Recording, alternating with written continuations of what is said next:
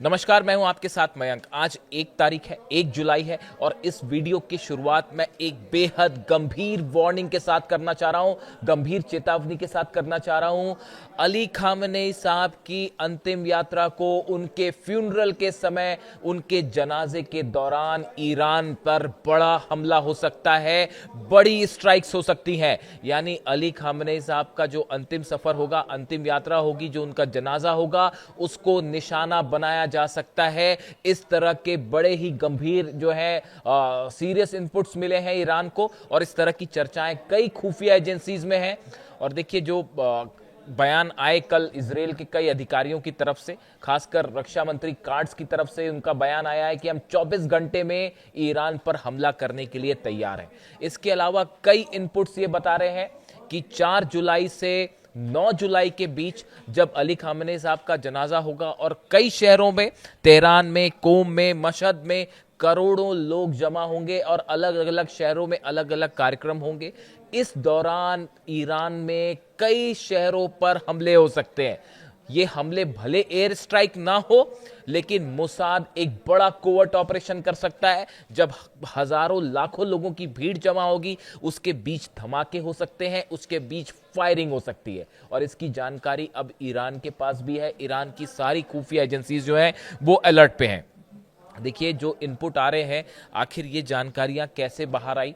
बताया जा रहा है इजराइल की तरफ से ऐसे दावे हो रहे हैं कि इजराइल की तरफ से, मोसाद की तरफ से एक बड़ा कोवर्ट ऑपरेशन शुरू हो चुका है। अगर आपने कुछ बातें नोट की हो तो ये बेहद गंभीर है। आईआरजीसी के political deputy commander, deputy head जो रहे हैं अकबरजादे, इनकी ईरान में एक बेहद संदेहास्पद परिस्थिति में मौत हो गई है। Mohammad Akbarzadeh, a senior official with Iran Islamic Revolutionary Guard Corps navy, has died raising questions. ये नेवी से जुड़े हुए थे, आईआरजीसी से जुड़े हुए थे, डिप्टी चीफ थे, आईआरजीसी के बड़े ओहदे पर थे।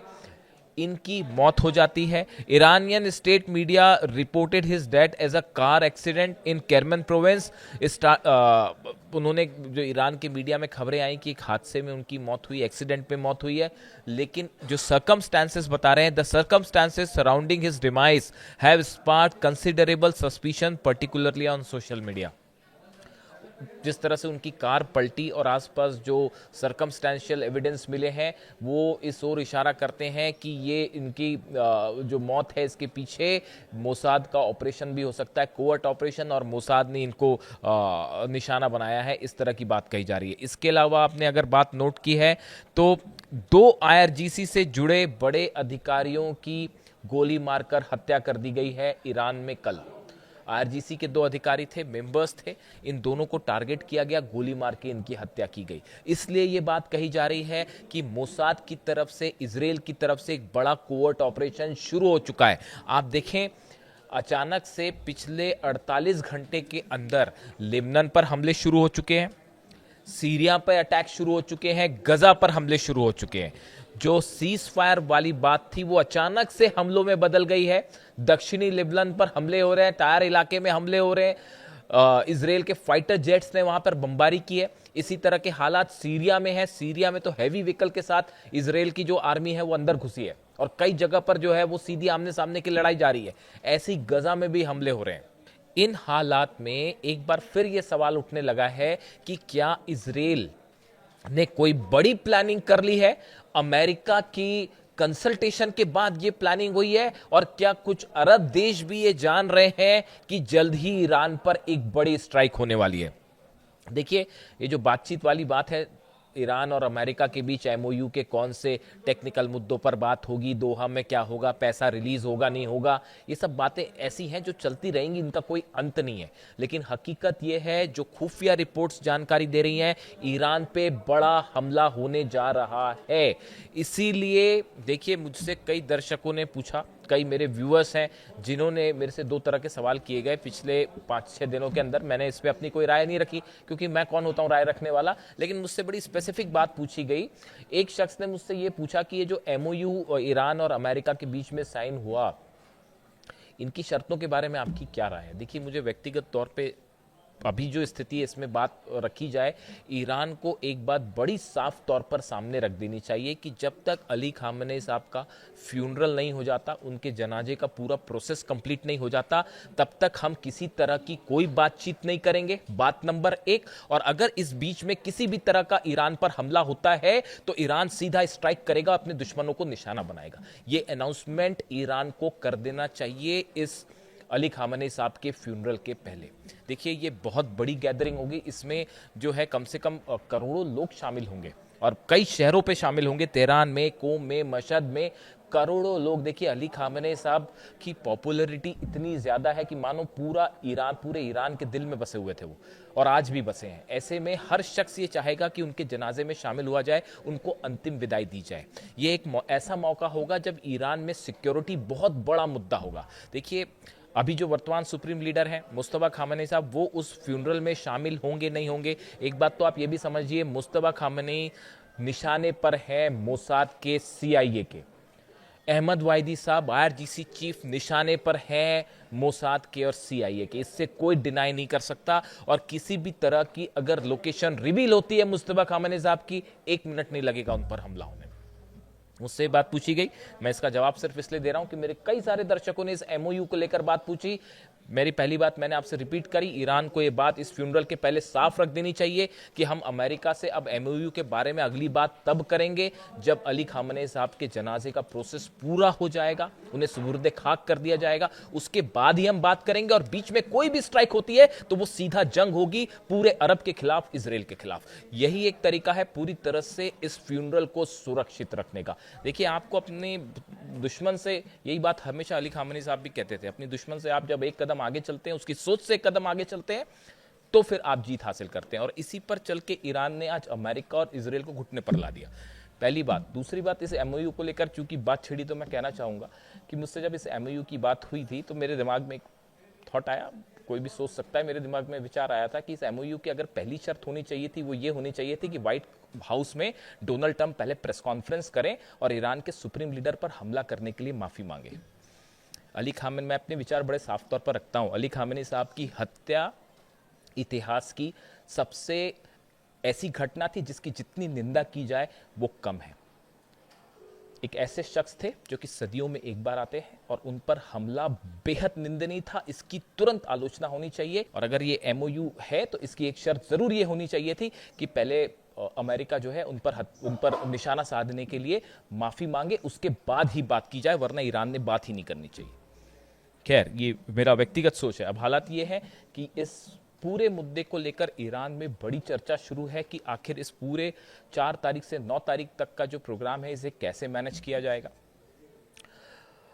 खबरें इस तरह की भी हैं, ये भी चर्चा है कि क्या हेलीकॉप्टर्स के थ्रू किसी तरह का जनाजे की प्रोसेस कंप्लीट हो सकती है, यानी कि जो VVIP पर्सन्स होंगे क्या किसी तरह से उनको हेलीकॉप्टर के जरिए कैरी किया जा सकता है, क्या हेलीकॉप्टर के जरिए जो है वो प्रोसेस हो सकती है, ये पूरी जनाजे की प्रोसेस हो सकती है। कई सुरक्षा को देखते हुए इस तरह के ऑप्शंस पर भी विचार किया जा रहा है।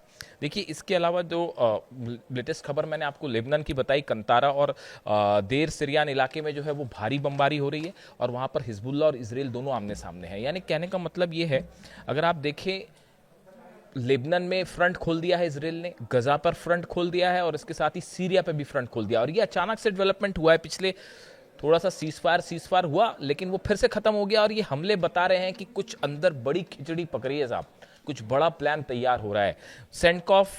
सेंटकॉम जो है अमेरिका की, इसके जो चीफ हैं ब्रैड कूपर, इनकी कई देशों के प्रमुखों से के रिप्रेजेंटेटिव से मुलाकात हुई है, सेना के अधिकारियों से मुलाकात हुई है। प्रमुख मतलब मैं राष्ट्रपति या प्रधानमंत्री की बात नहीं कर रहा हूँ, सेना अधिकारी जो हैं इनसे मुलाकात हुई है।